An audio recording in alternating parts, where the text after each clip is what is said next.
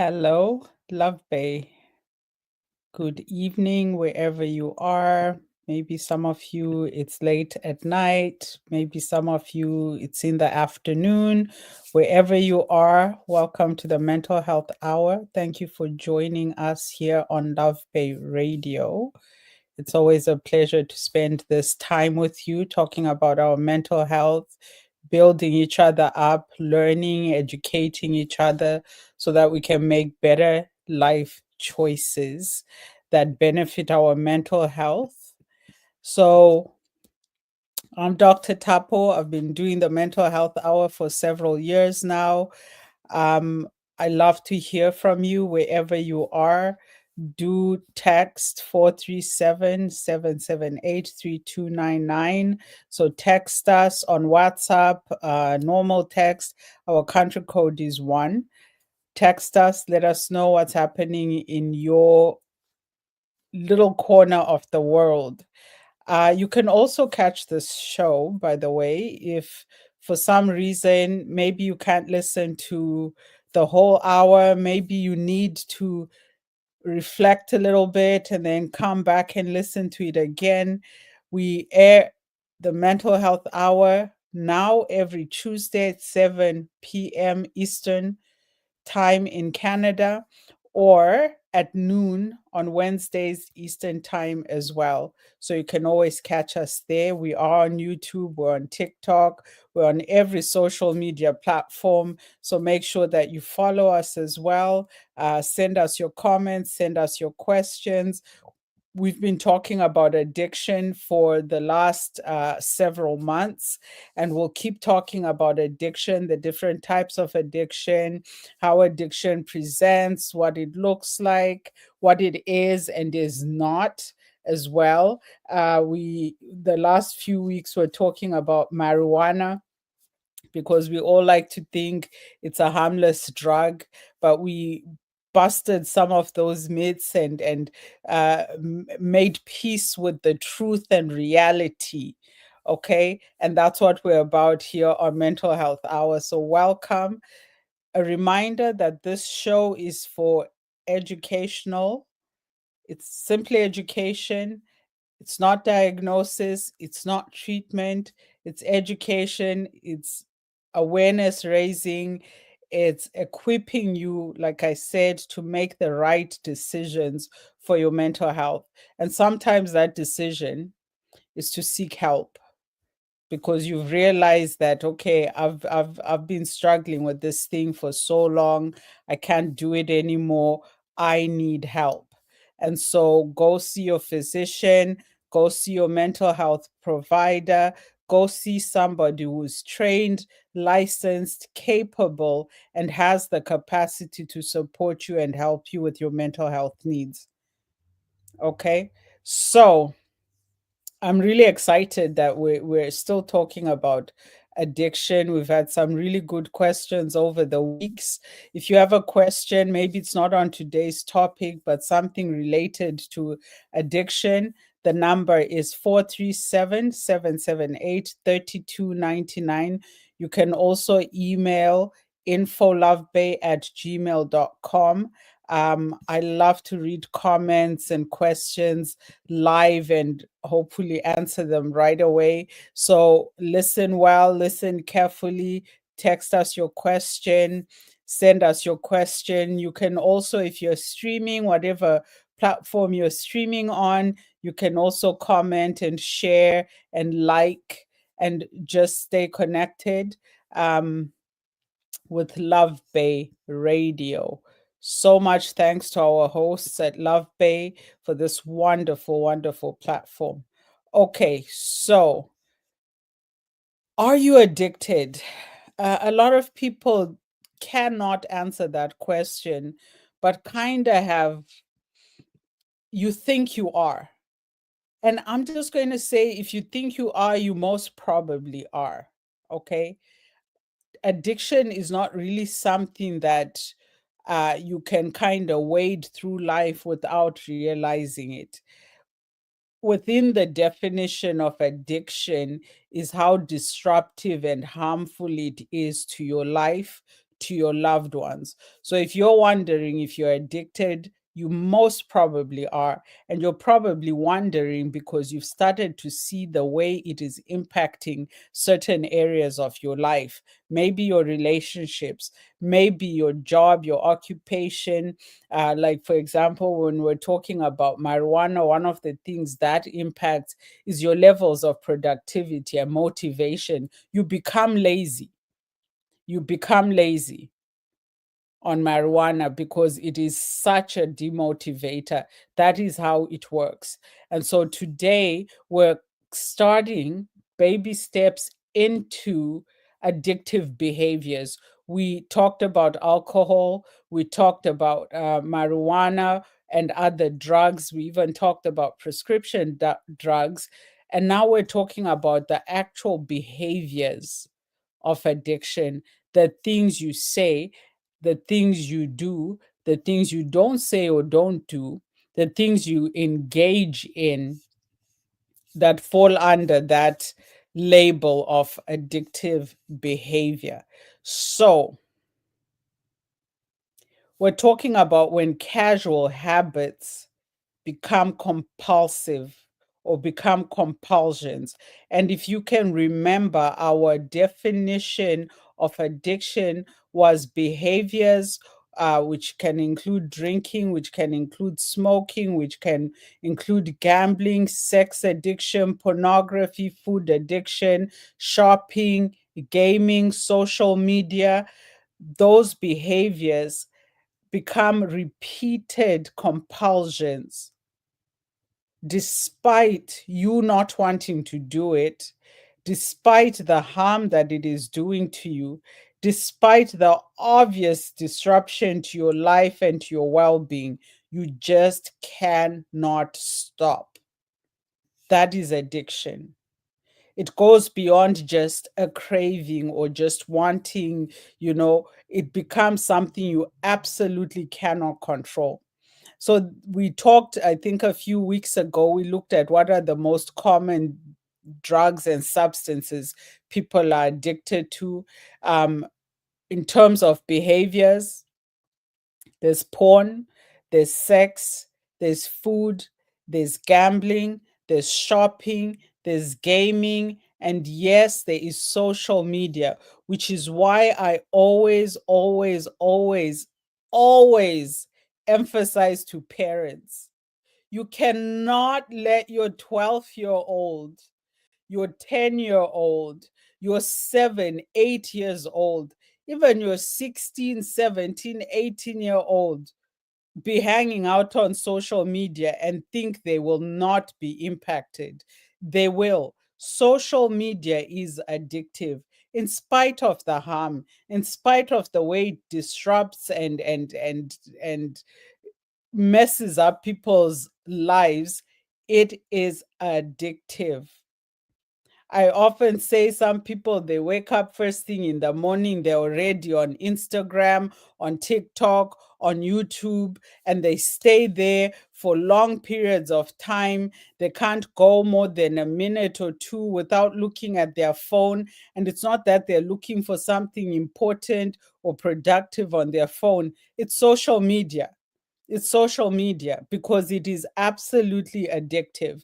So you need to be careful about, especially with children. We've talked about how, especially for developing brains, developing minds, exposing them to a lot of these things way too early impacts their development, including social media. We know as well that a lot of children, young people, have become addicted to pornography without even understanding what it is they're becoming addicted to. I've known young people, and even I think last year, there was a woman, and we've been trying to get in touch with her, who talked about becoming addicted to pornography. She was less than 10 years old. And was only later when she was a young adult that she was actually able to do something about it. Less than 10, and she had become a porn addict. And it's not because she's nasty or immoral, or like I always say, like a lot of things that we blame the person, vilify the person, condemn the person, but it's not that. It is that as human beings, there are certain things we are vulnerable to. And so we need to protect each other. We need to protect our children. Your child, you catch your child watching porn, you beat them. That is not going to solve the problem. It will not solve the problem. And often what happens is they go from one behavior to another. So it might be that you caught them watching pornography and they were getting into that, and then somehow you find a way to block their access to all of that. Without proper help, they will likely go from that behavior to a different one. And that's what I explained before, why people that are actively living in recovery, maybe they were alcoholics, so alcohol was their problem. But they'll tell you because of that, they don't take prescription medications that are addictive. They don't do marijuana. They then cut out any substance or behavior because that addiction is not um, exclusive. It's not that if you get addicted to porn, that's it. You can't get addicted to anything else. That is so not true, because often what it is the brain has been programmed to seek uh, uh, um, certain, I'll say, compensation for that craving, right? And we'll get a little bit deeper into that. So, what is addiction? Addiction is a compulsive behavior or a compulsive act or a compulsive use of a drug or substance that the person has lost control. They can no longer control the way they use it, the way they need it, the way they want it. There is no control anymore. So they're spending more and more time and energy doing that thing to their detriment. So this is when people start losing their relationships, losing their jobs, failing out of school, slowly wading into money problems and poverty. Next thing, they've lost their car, has been repossessed. They are in debt. Their house has been repossessed. Like the behavior, just it's like the domino, right?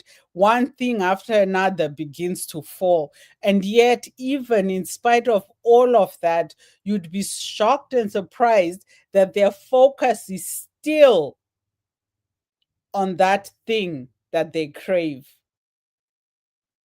So they get caught in this cycle of, I want it, I want it, I want it. They spend so much time and energy chasing it. And right afterwards, they now feel guilty and ashamed, even angry.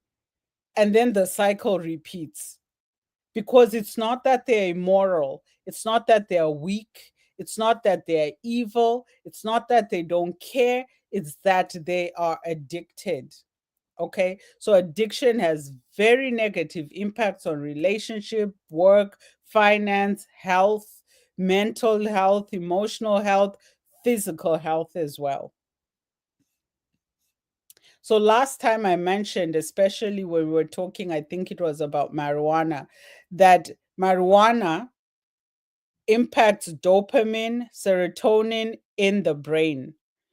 I think it was sometime last year I took you through the central nervous system and how that functions as part of your mental health, right? So chemicals like drugs, like alcohol and all of that, they are working on your hormones in your central nervous system. That's why you cannot separate the mental from the physical health or being or well-being of a person. So that behavior, whether it's porn, sex, gambling, um, food, social media, whatever it is, it's working on the dopamine release, that feel good chemical. So you crave it, you do it, it releases that feel good chemical called dopamine in your brain, and you feel good, it feels pleasurable, you're enjoying it. And then what happens soon after? Guilt, shame, anger, and then it starts again.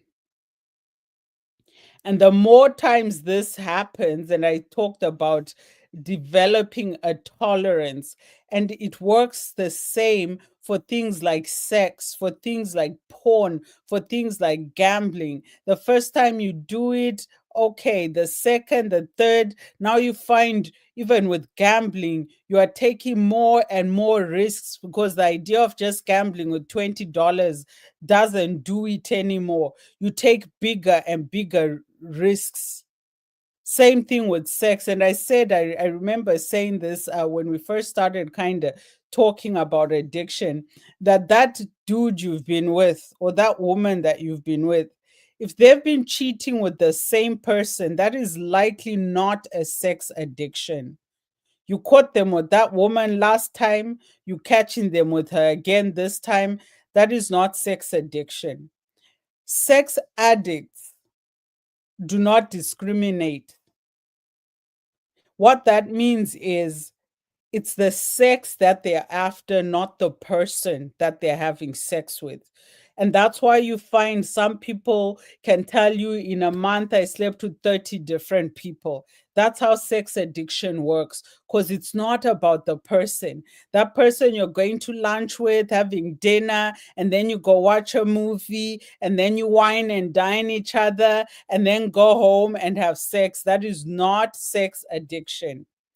Sex addicts are not busy whining and dining and buying gifts and all this nonsense. That is somebody cheating on you. The sad thing is, a lot of people, and we get this from celebrities as well, they are caught cheating and then they claim I have sex addiction. With sex addicts, they don't discriminate, they don't wine and dine. It really is about they want sex and they want it right then. So they will look for the nearest, easiest, quickest, fastest release. Which is why you'll find sex addicts might have dating sites on like 20 platforms, and they're not dating people, they're sleeping with people. And this is one of the distinctions. So if you catch your man or your girl or whoever you're in a relationship with, and they've been seeing the same person for 6 months, and then you catch them and they turn around and say, no, I'm addicted to sex. Listen, a sex addict is not going to be buying groceries for the person that they're having sex with. They are not. That's just too much work and doesn't get them the release that they need. They want something quick. So they are not whining and dying and dining and buying groceries and being all romantic and lovey-dovey and all this. That is not sex addiction. It might be addiction to something else, because there are some people that are actually addicted to romance. And as soon as you are now in a long-term committed relationship, you are now living the day to day and all of that, they miss that chase, they miss this. That is different from sex addiction. That is addiction to something else, but not sex. Sex addiction, there's one outcome that is desired and one outcome only: sexual release. So understand that, like, really understand that. Okay. So there's that dopamine release. That's what they're chasing, and they want whatever will result in that. So you are repeatedly seeking those hits. right? That instant high, instant high, instant high. So whining and dining a person, buying them groceries and holding hands in the park, that is not sex addiction. That's just somebody cheating on you and you need to move on. Don't listen to them claiming, oh, I'm addicted to sex. They are not. That's a blatant lie. Okay. So your body builds a tolerance, your brain builds a tolerance. What used to get you that dopamine hit, you now need more of it. And that's why I'm saying for gambling, they start bigger and bigger risks because just that tiny, okay, here's my $20 doesn't do it. They want to gamble their home. They want to gamble their car. They even gamble people. Yes, I have heard of situations where people gambled their children, their partners, stuff like that, because they are no longer in control. They are no longer in control. So they're just doing things that are dangerous. And unfortunately, it's not just dangerous for them, but it's dangerous for people that they should actually be protecting. So the person engages in more and more of that particular behavior to feel the same reward. It's not like your dopamine goes from 20, let's say it was measured in grams, that it goes from 20 grams. And as you do this, it becomes 200 grams. It's the same amount of dopamine, the same amount of like reward, but you're taking bigger and bigger risks because you've built a tolerance around this. The same thing with food addiction. You could eat a bag of chips and be okay. Now you have to eat three or four. And then right afterwards, you feel guilty, you feel ashamed, you feel angry, you feel all sorts of horrible things inside you. And while you're feeling that, what do? You stand up and go pick up your 20th bag of chips, or you go and eat another full cake or another 2 liters of ice cream. You've built a tolerance, and that normal quantity of serving of ice cream or food doesn't do it anymore. You need more and more and more, and because you're doing more and more, and you're risking more and more, the feelings of guilt and shame are also intensified, and it's a horrible, horrible cycle. Horrible cycle. And the cycle is trigger, craving, behavior, reward, repeat. Trigger, craving, behavior, reward, repeat over and over again until this is consuming your life. It used to be you could wait until you are hungry to eat again. Now you just want to have something in your mouth all the time.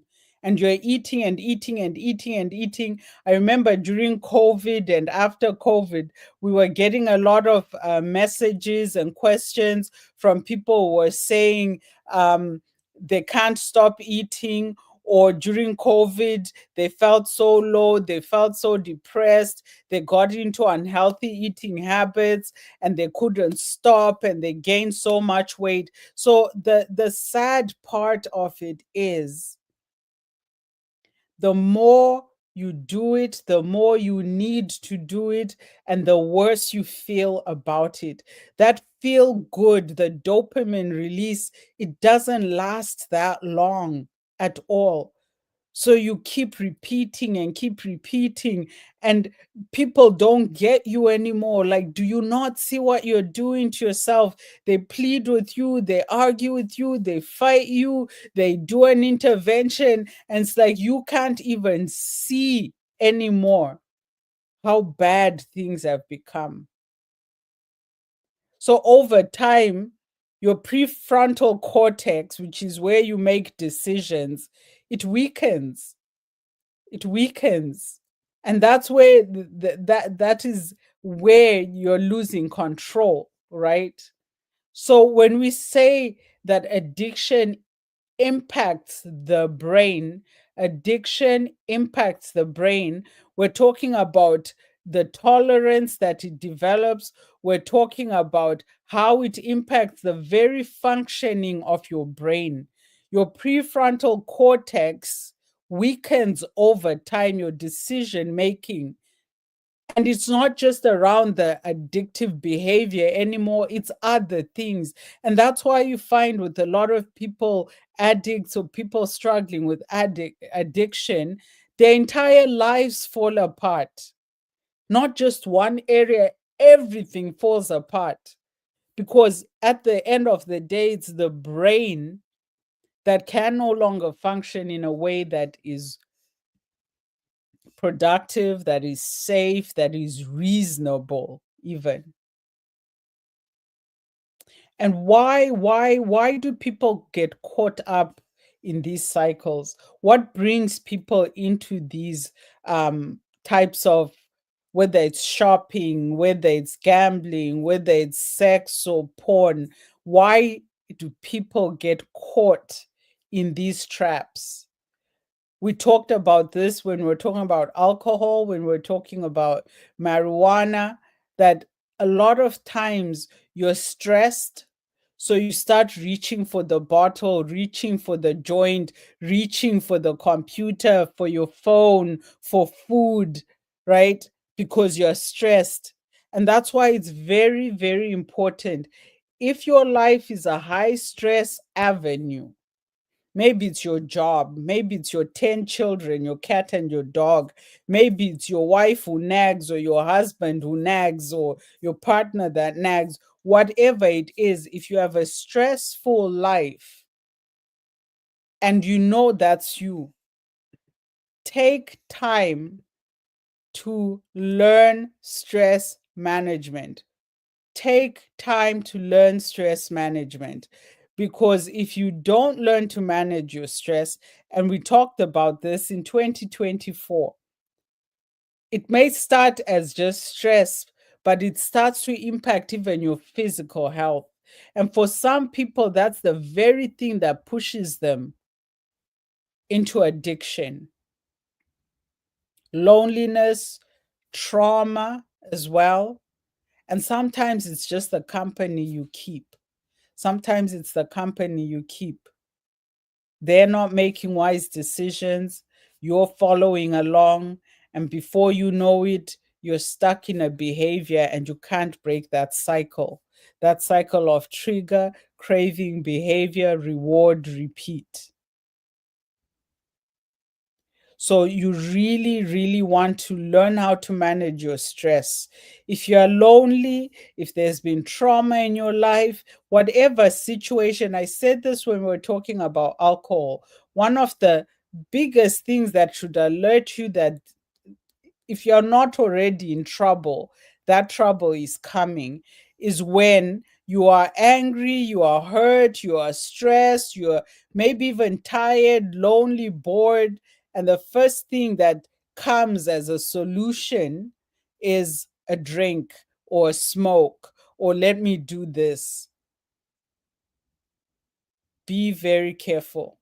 I've said it before. If you get into an argument with your spouse or with your friend, maybe things at work are really challenging right now, and your response is drinking a bottle of wine or downing several bottles of wine, you are in trouble, because alcohol, drugs, and these addictive behaviors should never be what you reach for in response to stress, in response to anger, in response to hurt. That should not be your solution, because that's a slippery road right there. Slippery road.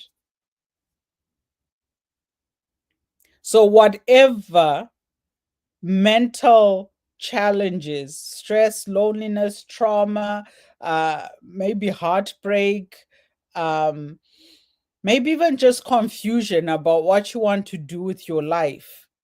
And so instead of sitting down and figuring things out, you go on social media, you start gambling, you get addicted even to dating apps. Some people do that as well. Recently, I was talking to a fellow therapist, and she was talking about a situation with a couple where they had a baby, and the husband has been caught 3 times, 3 different times, cheating on her on dating apps. He was caught the first time, he repented. He was caught the second time, he repented. He's been caught the third time, he's repenting. And it's a cycle. It's a cycle. And don't think he's not sorry. He most probably is sorry, but he cannot stop that behavior. He can't stop the behavior. And maybe what he's seeking, that dopamine release, is the chase of a new relationship, the excitement of a new relationship. Because there are some people who are addicted to that, or they're all about the romance. But as soon as, because romance is good, but I really need to say this to people who start talking about the romance has fizzled out, or we used to have chemistry. And that's one thing. And I'm not getting into relationships here, but let me digress for a little bit. People always talk about chemistry in relationships. And the unfortunate thing is, some people spend their lives chasing chemistry, which happens a lot. You can have chemistry with your milkman. That doesn't mean that's a good relationship. Then you'll have chemistry with your postman. Then you'll have chemistry with the delivery guy, the Amazon delivery guy. Then you'll have chemistry with the guy who pumps your gas at the station. Chemistry is just, it is not something to base a relationship. It's definitely not something to chase, because if you're basing your relationships, quality of your relationships on chemistry, I guarantee you, you will never be satisfied, and you will keep chasing that, and you will never have a long term, stable, committed relationship. So, some people get addicted to that chasing and that romance at the beginning of a relationship. As soon as things start getting stale, they're jumping ship, they're looking for the next thing. It's that dopamine release. And a lot of these things may seem harmless. It's like, what's the big deal? I haven't found the one, so let me date a million people. Okay, but how is that impacting your life? And are you sure that you're not just chasing that hit, that dopamine release? And these are the very people that ghost you, that will love bomb you, that will create unrealistic expectations. And as soon as that doesn't happen, they've moved on to the next person. Sometimes the thing you're addicted to, you might think it's not harming you. Maybe it's not, but it's definitely harming other people.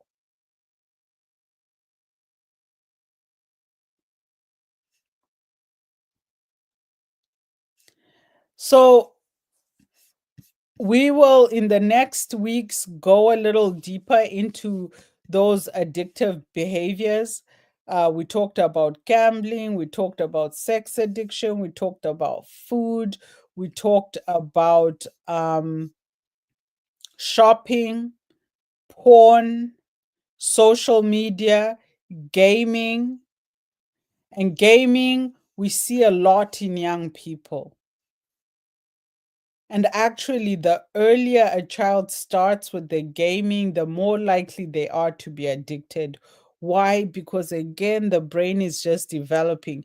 And I'm not saying that children should not have the game consoles and be on Xbox and all of this. That's not what I'm saying. I'm saying there should be a limit. And it's up to the parent to put that limit. You cannot expect your 12-year-old to have a brain that is developed enough for them to be able to limit themselves and say, okay, I've played enough for today. I'm going to put this away. A lot of children do not have that mental capacity. They're just not there yet. Their brains are still developing. So it's up to you as the parent to decide, okay, I allow them 20 minutes of gaming per day or 1 hour per week or whatever it is. And you, the parent, have to make sure that that schedule is strictly followed. Their brains are still developing. We talked about that prefrontal cortex. And the thing is, for a lot of young people, that is not fully developed yet. And you're exposing them to things that at some point they lose control, and that thing starts to control them. So, as a parent, you're supposed to put a limit on how much your child is on the internet, on what your child is doing on the internet, how much gaming they do, what they're watching, all of those things. You have to put a limit. Social media. I sometimes watch, and it's cute and it's entertaining when you have these little kids creating content for social media. And we like it, we enjoy it, we laugh, we think, oh, how sweet, how cute. The thing is, if that child becomes addicted to social media, it's going to be hard for them to develop a healthy self esteem that is not attached to likes and comments online. You start them making content at 3 years old and you're showing them, oh, look, baby, the whole world loves you. Oh, look, 300 people gave you a heart or a thumbs up or whatever it is. They're 3 years old. And over time, what you're teaching them is their value lies in how people respond to them. And that is not a healthy way to build self esteem. So we know even adults, like grown people, they post something nobody likes, they're depressed for the rest of the evening. So it's constantly, I need to build my this, I need to, and social media becomes the focus of anything they say and do. And then we're making children do that as well. You have to limit. If you're a parent who's been posting their child and all of that, I strongly, strongly advise you not to make that your child's world. You post them online and you're telling them, oh, look, 3 million people followed mommy because they really loved you. This is great. And then that becomes a part of, oh, people have to like me. I have to constantly perform. And they're only a child that is still developing.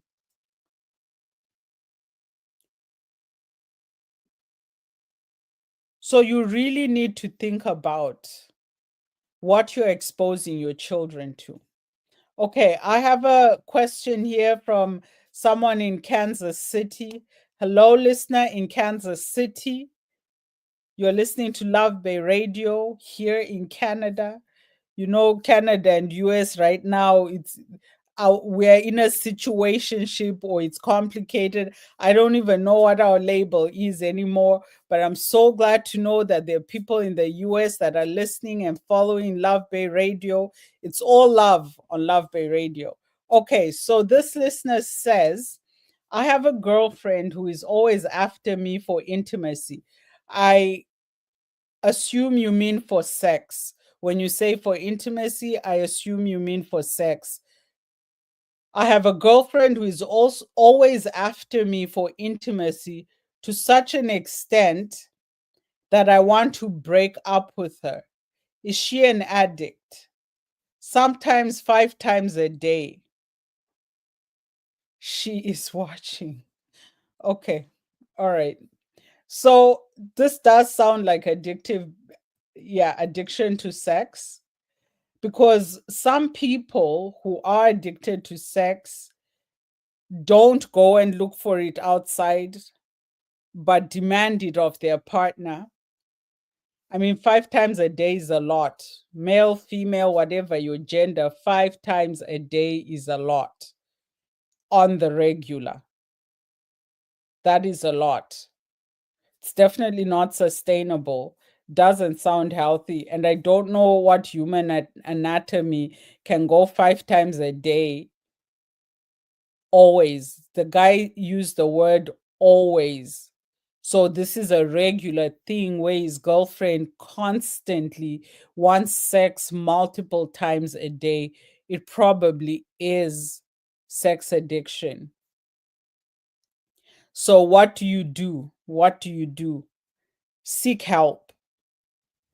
And in situations where you are a couple, yes, it's important for the person who needs that sex in that way to seek help. But it's also a good idea for you to go for couples therapy. That way you can help each other, support each other, and get the same level of support that will help you get to a place where your relationship is healthy. I don't know how long you've been together. Has this always been the case, or has this just started? I would also want to know, um, is she satisfied with your sexual relationship? Is she seeking just sex, or is she seeking things like cuddling and other forms of affection? Because you need to kind of look at it in context. And what happens if you don't give it to her? Is she angry, throwing tantrums? What happens?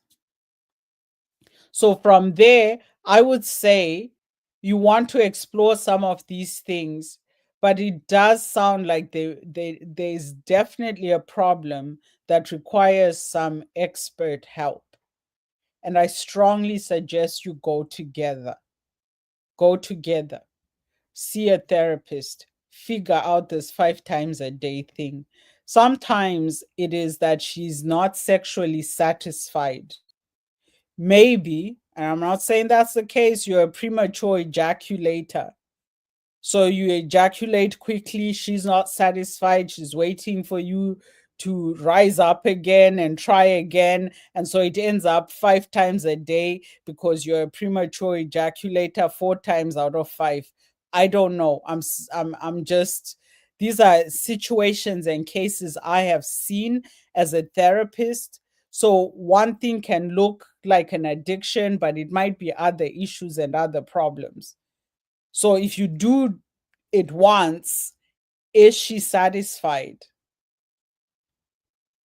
So you need to kind of figure that out. It also might be that you are not sexually balanced. Maybe she has a higher sex drive, but that is extremely high to be wanting sex 5 times a day on the regular. That's a lot. 5 times a day is usually honeymoon standard sex.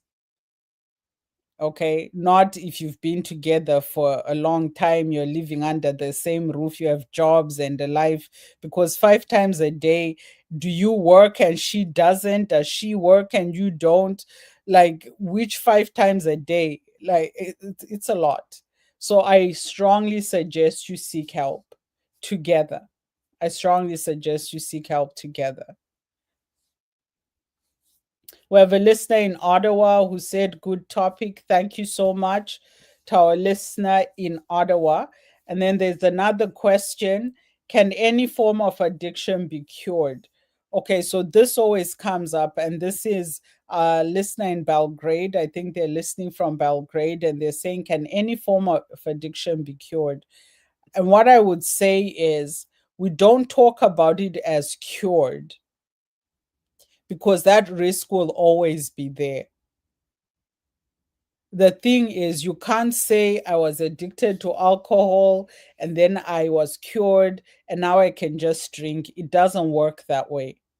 If you are addicted to alcohol, you gotta like always be aware that that risk is there. Can you stop those destructive behaviors, those harmful behaviors? Absolutely. But remember, the definition of addiction is that you have lost control. And for most people, that means without help. expert help, you're going to have a hard time.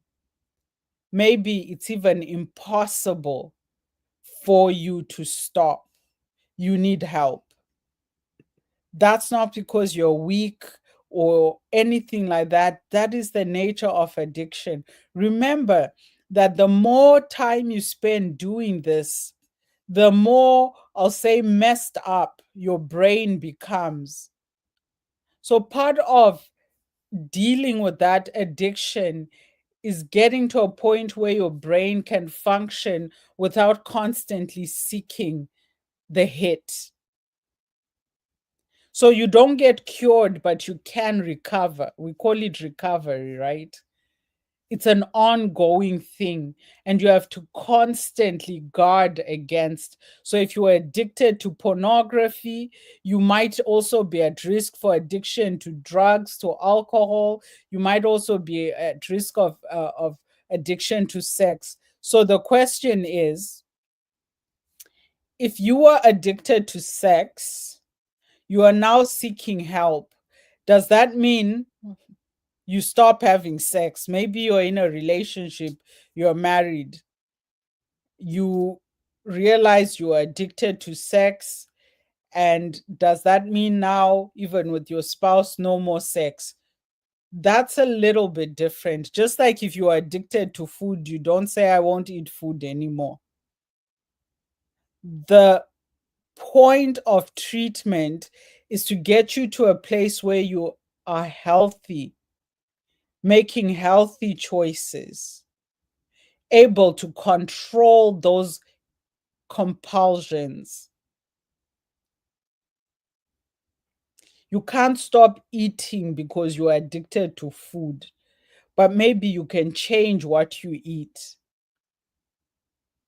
You can't stop having sex because you are addicted to sex, but you change how you engage and seek intimacy. The thing with the dopamine release is it's not a bad thing. It makes you feel good.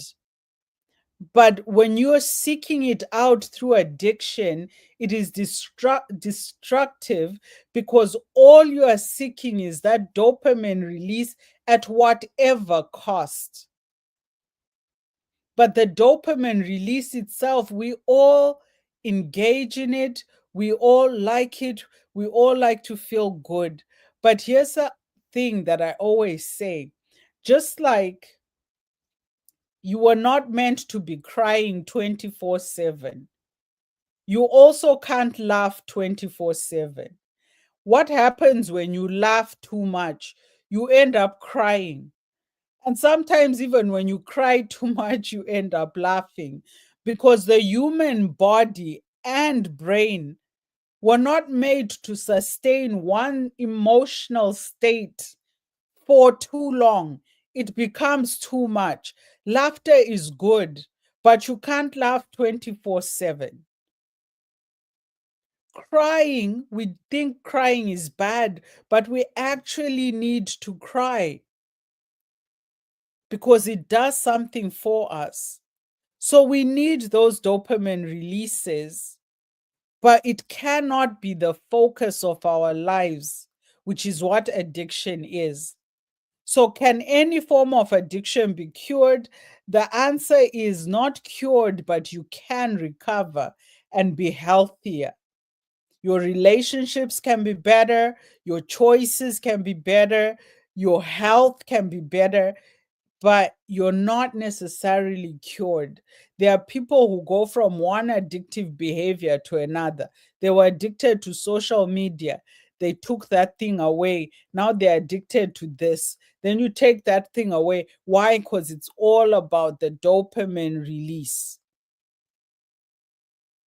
So just because you're addicted to food, you can't stop eating. Like you'll die, you'll starve to death. You are addicted to sex, you can't stop having sex. You're in a relationship. Some people will practice celibacy for a period of time because of sex addiction. They're trying to learn to control their sexual desires, And it's not even sexual desires, it's that chasing the dopamine release. So by becoming celibate, they're reclaiming healthier ways for dopamine release. They're reclaiming control over their sexual activities.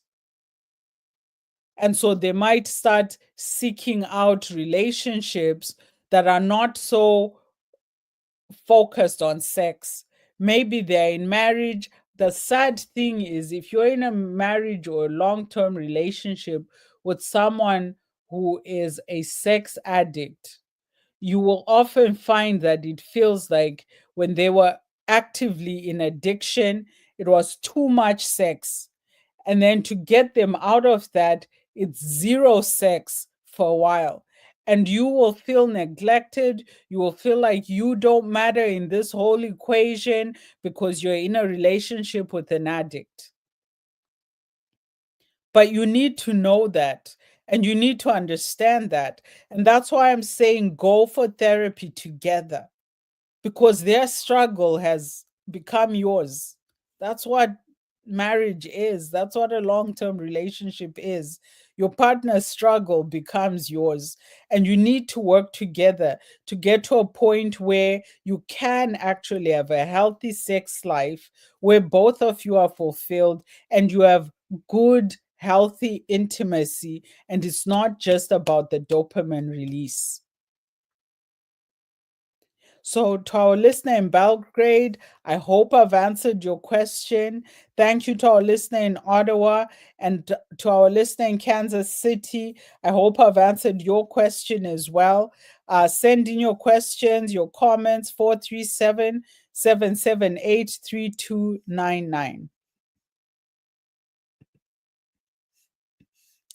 So, how do you break the cycle? So, like I said, it's not so much about being cured, but it's more about regaining control. And a lot of that comes through awareness. When you first start tracking, seeing, and we said this even when we're talking about marijuana, I think even when we're talking about alcohol, some people wrote in and said, how do I stop? How do I cut back? How do I?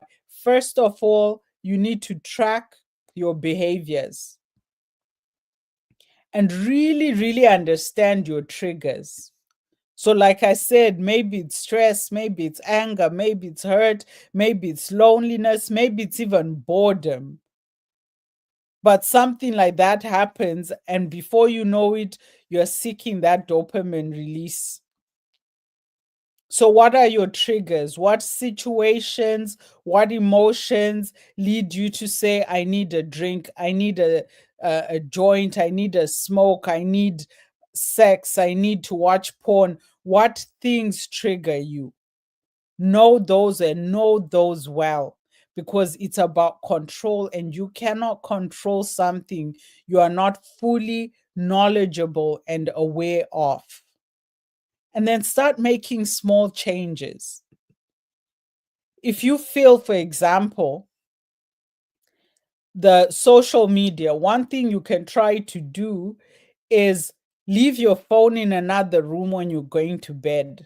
So you're not lying on your bed on social media, right? So leave your phone in the living room, in the kitchen, somewhere else, come to bed and fall asleep without being pulled into that social media cycle. Okay. So you're looking for where can I disrupt this vicious cycle? And remember that cycle trigger. So you want to understand your triggers. Are they emotional, situational, whatever it is? Understand what triggers you. Craving, learn to recognize it. Sometimes, especially with food addiction, people don't realize why or what it is that they're craving. So you offer them a carrot, they don't want it. You offer them Cheetos, they will eat 3, 4, 5, 10 bags in a row. So your trigger, your craving, the behavior, reward, repeat. That's the cycle that we want to break. Trigger, craving, behavior, reward, repeat. We want to break that cycle. So you've identified your triggers. You now understand them, that when this happens, I am triggered. I start to feel that craving. So maybe you're feeling that porn calling to you. Go for a walk if it's during the day and it's safe and all of that. Stand up from where you are, go for a walk. So just little things that delay that immediate satisfaction that you're looking for. And find things that make that delay longer and longer. So you're feeling it calling to you, stand up, go for a walk. If it's pornography, stand up, go for a walk, right? Leave your phone, leave any gadgets that give you access to porn, and go for a walk. Half an hour, whatever. You are learning to delay that immediate gratification, that immediate hit. You are learning to delay it. If it's food you're addicted to, you know you just ate 2 hours ago and you had a huge meal. So there's no way you're hungry again. Again, delay. Find something else to do. If it's shopping, maybe you're addicted to online shopping. It's the same thing. Put away that laptop, put away that card, put away the whatever. One thing I would suggest is, if it's online shopping, stop saving your credit cards on your laptop. So you're just hitting checkout and it's already paid for, checkout and it's already paid for. Don't save those details in your phone or Apple Pay or whatever it is. Why? You're delaying that instant gratification that your mind is seeking, that dopamine release. You are delaying it. You are pressing pause on that thing. And the more you do that, the more you start to gain and maintain control. And that's what you want to do. So you're replacing the behavior with healthier things. You're replacing their behavior with things that will still give you a dopamine release, because they can still be enjoyable. Going for a walk will give you a dopamine release, a healthier one, rather than watching porn, rather than stuffing your face with food, rather than grabbing that drink or that joint or whatever it is, rather than gambling online. You're seeking healthier alternatives. You're starting by pausing. Oh, I can feel myself starting to want to do this thing. Pause. Leave the house, leave the room, shut off things, do whatever it is, but delay. And like I said, seek help. It is so important to seek help. So important to seek help. We have another message from our listener in Kansas City, and they said, "Thank you. My girlfriend has agreed that she has a problem and she's going to seek help, and I will be there for her." That's so wonderful to hear. This is not just her problem, it is impacting your relationship. So it's great to know that you will be there with her and you will seek help together and you will support and encourage her. Remember, she's not immoral, she's not a villain, she's not doing it on purpose. That is what addiction is. So you are being compassionate, you are being kind, and you are safeguarding your relationship by supporting her. And your therapist will help you find a way where you can build true intimacy that's not just about that dopamine release. So, thank you to our listener in Kansas City. Thank you for your question and thank you for the update. This is really great news. Thank you so much. So we are almost out of time. And next week, we'll start looking at some of these behaviors a little bit closer, right? So today, we're just kind of generalizing on addictive behaviors. But next week, we'll actually start going into specifics about each of them. Thank you so much for listening. 437-778-3299. Send your questions, send your comments, stay in touch, follow us on Instagram, on Facebook, on YouTube, on your favorite social media platform. Like, subscribe, and share. Have a wonderful rest of the week. Happy month of April. This is my favorite month of the year because it's my birthday this year. So, wish me a happy birthday. Uh, Catch you next week. Good night, Love Bay.